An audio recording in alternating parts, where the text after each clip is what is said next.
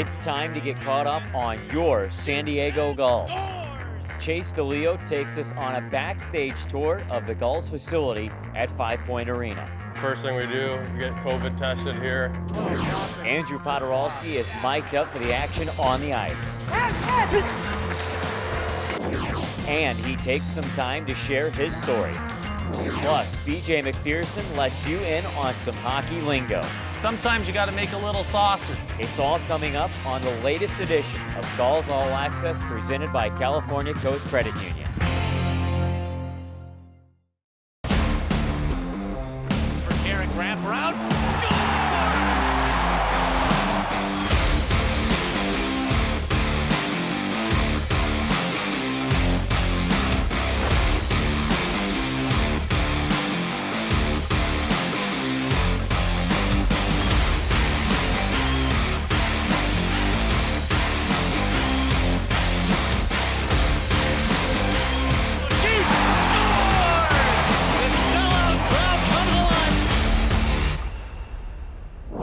Hello and welcome to Gulls All Access presented by California Coast Credit Union.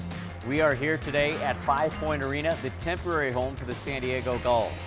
My name is Andy Zilch with BJ McPherson, and let's talk about the Gulls surge. When they get to Tucson, they had a defeating game on Saturday where they lost by a score of 4-1.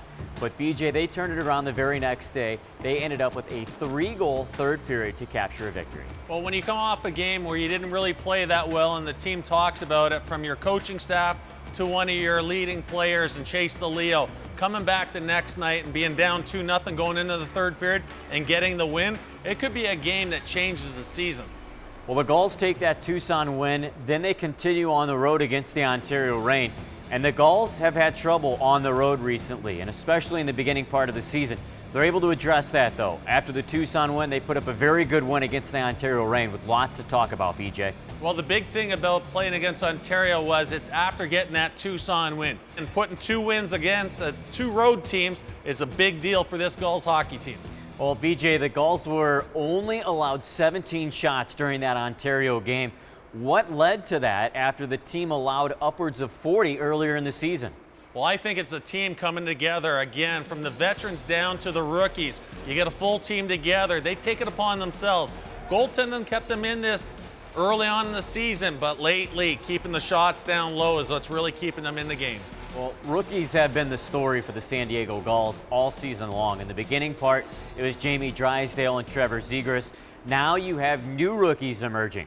Bo Grew, just to name one of them, because there is so many other ones, but he's had success over the past 2.5 weeks, along with other guys like Ollie and, of course, Erikseneck.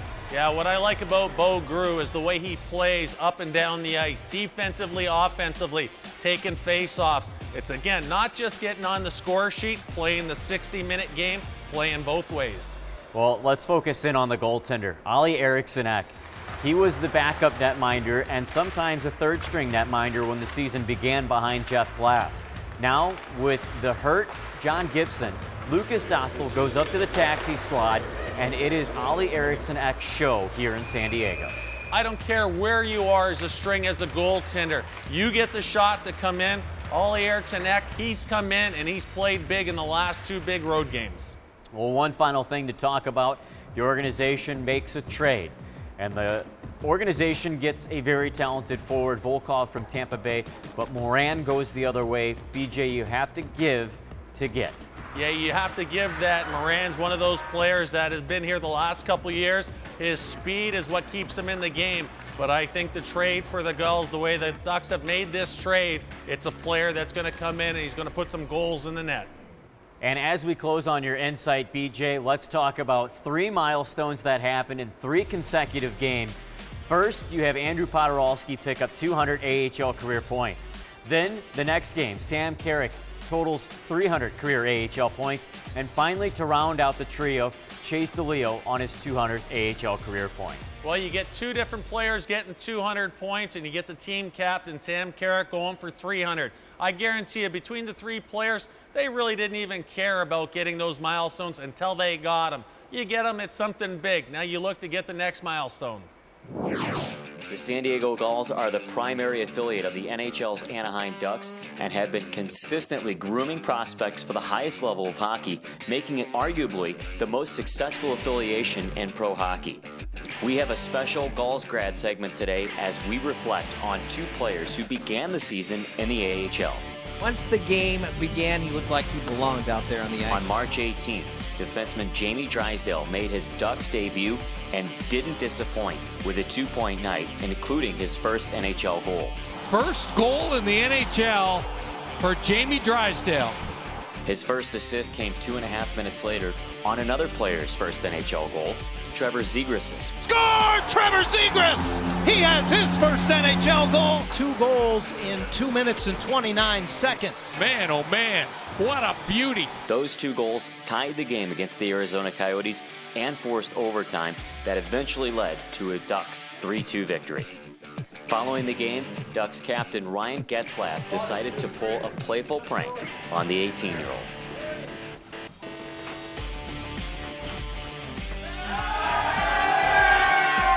It was a night both Drysdale and Zegras will certainly remember. Finally went in, which definitely felt good. These kids have just lit a fire under this team. You know, coming out the win on top of it made it that much better.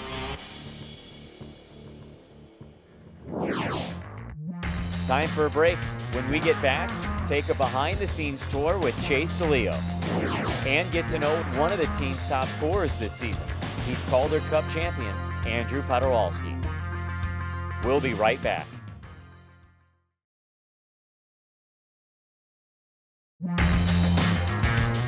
Stay connected with the Gulls 24/7 on Facebook, Instagram, Twitter, and YouTube. You can get the latest there and SanDiegoGulls.com. Welcome back to Gulls All Access, presented by California Coast Credit Union. The San Diego Gulls are temporarily here at FivePoint Arena, a wonderful facility that was built and presented to the public about 2.5 years ago. The Gulls are in the practice facility of the Anaheim Ducks, and a fine practice facility it is. We'll take you inside the locker room and show you the ins and outs of Gray Park Ice. Hey guys, Chase DeLeo here, number 7, forward for the San Diego Gulls. This is where we walk in and kind of get our day started. First thing we do, we get COVID tested here every morning. Not optional if we want to enter the facility, obviously safety first. And once that's okay, then we're okay to enter the facility and kind of start the day. Right here we got Players Lounge, as you can see. Usually we'd be able to hang out in here, watch some TV, watch some highlights, and have a coffee and hang with the guys, but unfortunately right now we're not allowed to do that with a protocol. And then we got our dry stalls over here and fridges with usually our schedules up here with kind of the itinerary, the layout for our day. And then in here, this is where we come and change out of this is our dry stall. So we come in and put on our workout gear and our undergarments for on the ice. So we got a nice little area to relax and come in and get changed. I want to point out we are eco-friendly here. We care about the ocean. We care about the sea turtles. So no water bottles are allowed here. We use this baby. We've saved so far 5,660 water bottles. So doing our part. And here, I'd say the dark horses of our organization. They don't get enough credit ever, but this is the equipment manager's room. They pretty much do it all, sticks, skates, whatever we need. We come in here and they get us dialed, so they have a lot on their plate, obviously. Tons of guys coming in and out of the lineup, so they're always got their plates full, but they do a really good job. And then this is a pretty cool hallway, especially for me. Obviously, I grew up here in Southern California going to Ducks games, so just kind of all the history with some special players that played for this organization. And obviously, you got Timu and Paul Correa, Jiggy, John Jabassin Jiguer. So pretty much you go down the line here, it's pretty special and a little motivation, I guess, when you're kind of walking into the rink and starting your day, just to look at this wall and brings back some good memories for me watching, obviously, as a fan, as a young kid. This is the video room. Pretty nice room, good theater seating. This is where we go over game film and go over our systems and improve from past games. Locker room.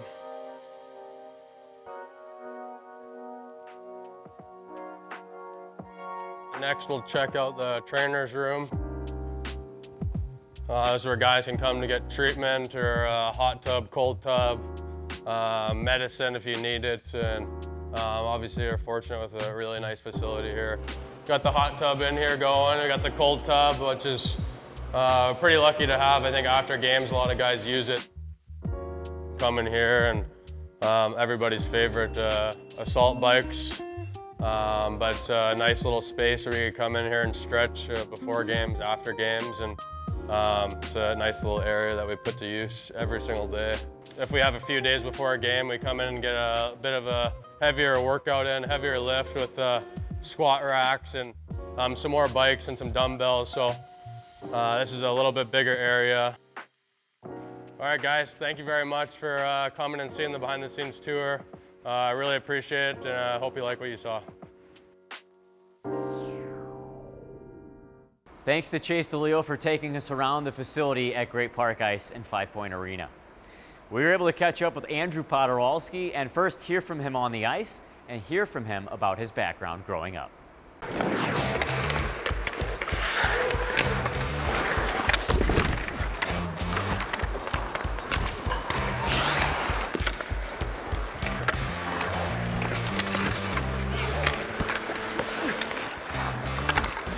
Hooker up or no? Get rid of that bumper. Come right to you first. Good vision, eh? Huh? He had you. You gotta hit him there. God. That's such a dive. I didn't do it. I just gave him a little bump and flop. Let's go, hey. Let's build off that, eh? Next one's in.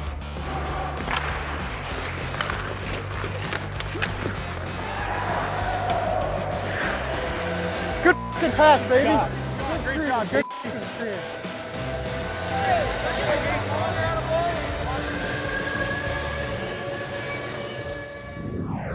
Today we sit down and talk with forward Andrew Poturalski. You're from Buffalo, New York, so I'm sure hockey's very prevalent up there, but was there something special that drew you to start playing hockey as a young child? Yeah, definitely the Buffalo Sabres were a big impact in my career, and to be specific, Dominic Hasek was a big role in me starting to play hockey. I think it's funny. When I was a little kid, I guess my mom told me I wouldn't respond to her unless she called me Dom. So I'd credit him to being a big influence on me picking up the game. And yeah, it's definitely just a hotbed for hockey players, and it's a big sport there. So that's what drew me to it. How did you not become a goaltender then? That's a great question. I always loved the pads, and when you play house hockey, everyone gets to be goalie once during the year, and I always loved that day. But I think once I just kept growing older, scoring goals kind of took over, and that's what was fun for me. So I think that's how the story goes. Buffalo known for their wings. What is your go-to wing spot in that city? Barbell Tavern. It's a small little place in East Aurora. I think most of the locals will know what it is, and you can't beat those wings. I got to go with the Cajun honey butter barbecue. We'll go along to a little bit later in life with you, and you went to the University of New Hampshire after playing in the USHL. Was there anything that influenced you to play collegiate hockey versus going north of the border to play junior hockey, or was that ever presented to you? I think growing up, education was always important. My mom and parents kind of stressed that, but at the same time, we had, Canisius College in Buffalo and Niagara University in Buffalo, and growing up, I'd go to those games, and just being an American kid, I think college is a little bit more popular, and that's just something I always looked up to, and watching the tournament on ESPN. So that was always a dream of mine to play college hockey, and that's kind of the route I went. As we move along in your career, you played with the Charlotte Checkers, and we all know the story, Calder Cup winning team. What did it take from you personally to win the Calder Cup? And that can even formulate into what did it take as a team to win the Calder Cup as well? I think just taking it one game at a time, one series at a time. I kind of went through a couple different injuries there for people who really know me. I cut my hand in the kitchen cutting an avocado, and I cut through a nerve in my hand, so that was pretty difficult. I missed a couple games for that, and then I actually broke my foot in the second round, so I was sticking my foot in an ice bath and just trying to get by game after game. And finally once we won, it was a nice relief to for it to be over with and get rewarded with our success. So Well, after all that, and those are stories that I didn't know, you win the MVP of the playoffs. So I'm sure that had to have mean a lot more to you than winning it during a normal postseason when you're healthy and you're playing all the games and not going through all those injuries. Yeah, I think that's kind of like the hockey warrior mentality. You always see guys after playoffs, all the injuries they battled through, and you grind through that stuff, and then you got all summer to forget about it and healthy and get ready to go. So just got to battle through those little things. Well, last season we saw the ring presentation to you at the holiday party. Where do you have that ring right now? I think the ring is stored back home in Buffalo at my house somewhere hidden. And it's just something cool to have and then show off to my buddies when they come over and maybe rub it in a little bit. But it's definitely a special moment and a special piece to have. Breaks, leave it for Potterowski, cuts towards the net. Potterowski in tight, what a move! He scores! Andrew Poturalski makes it 2-1. Erased off the play, but fed to Potterowski. He shoots and scores! Andrew Poturalski evens us up at 1, and he's able to beat it over the glove hand of Lecouve. Potterowski picks up his 3rd of the season. Is it simply the case of you playing consecutive games to get some consistency and get some points as compared to last year when you were just hammered with injuries? Pretty much just wanted to start from fresh in this organization and show them what I can bring to the table. Last year kind of sucked with all the injuries and then COVID. And I just want to put that behind me, and obviously had more than enough time to get ready and prepare for this year, and now I feel like I'm ready to go and rolling. Just touch on your experience so far this season and what it's meant to you. Like you said, we got a revolving lineup pretty much, and all the younger guys who normally wouldn't get an opportunity to play yet, they're all playing. So I just try to take pride in being an older guy and help them out, talk to them in the locker room if there's anything they need. Just trying to help guys in any way they can and be a guy who can also step in and help the team and play hard. So it's been a fun year. Hopefully we can get some wins and keep going and show these guys what it's like to win. Time now for BJ's breaking down the plays. The play starts from behind the net with Briard. He's going to come up the ice on the power play, and his first pass is going to be a crisp one. As they get up to the neutral zone, the defending team is going to try and start a trap. When the trap goes wrong, the puck comes across to Grew. As he gets over the blue line with control of the puck, Goulad goes to the net. And this is a big spot in the play. With Goulad going to the net, it pulls the defenseman with him. Now Grew's got the puck, and Briard, who started this play on the rush, is the 4th man. He gets in the high slot. The puck comes from Grew. As Goulad goes to the net, he pulls the defenseman with him. Now, Briard's got all the time and space to take that shot and put it up in the top shelf. A lot of moving parts to get the open play, and the Gulls score. Don't go too far. BJ is coming right back for the latest lesson on hockey lingo. Gulls All Access presented by California Coast Credit Union. We'll be right back.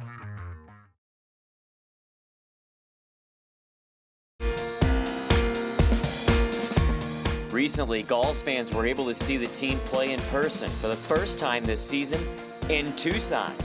A dozen or so fans made the trip, and the team recognized those fans following the Gulls' 4-2 win. For the first time in over a year, the San Diego Gulls will come to center ice, and they will acknowledge the fans that took the trip down from San Diego. What a moment here in Tucson, Arizona. We love traveling for the boys. They always acknowledge that we're there for them. We have traditions of lining up and cheering for the bus as it leaves, even if it takes an hour and a half after the game ends. We're always out there. It's what we live for. We love it. We love traveling, and just met so many lifelong friends through the organization. Well, although Gulls players and front office members can't visit with fans in person, they're still doing all they can to support San Diego. Recently, Gulls President of Business Operations Matt Savant took center stage to read to youngsters as part of the team's Reading is the Goal program. My personal favorites, the Magic Hockey Stick. So without further ado, we're going to go ahead and let Matt kick us off with starting reading today. Great. Reading is the Goal encourages young Gulls fans to read and to track how often and for how many minutes they read. 10 excellent readers will win a Gulls prize pack. How great was this Gretzky, the player named Wayne? I told her that Wayne was the best of all time and how he scored goal 999. But that very day, I scored a hat trick. And for those of you that don't know, a hat trick is very hard to get, and it's 3 goals in one game. So there it is, one of my favorite books. I love it. The Magic Hockey Stick. Now, in your role as president of the team, what would you say your favorite thing is that you get to do as president?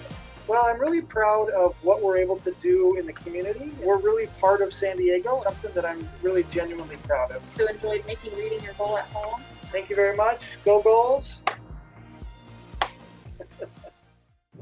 And the learning continues. Here's BJ to teach you some hockey vocabulary. All right, getting back to some hockey lingo. Remember, when a hockey player makes a pass, it's not always just clear cut. You got sticks, you got bodies in the way. Sometimes you got to make a little saucer. Saucer flip pass over one of the players. When you do a saucer flip pass, you put it on the stick of another player on your team. He puts it in the net. That's an assist. Anytime you get an apple, that's an assist. Without that apple, you don't get the goals. Thanks, BJ, for keeping us in the loop with the hockey lingo. That'll do it for this episode. Check us out on our next episode as we meet a Stanley Cup champion, Gulls assistant coach Sylvain Lefebvre. For the cast and crew, BJ McPherson, my name is Andy Zilch. Thanks for watching Gulls All Access.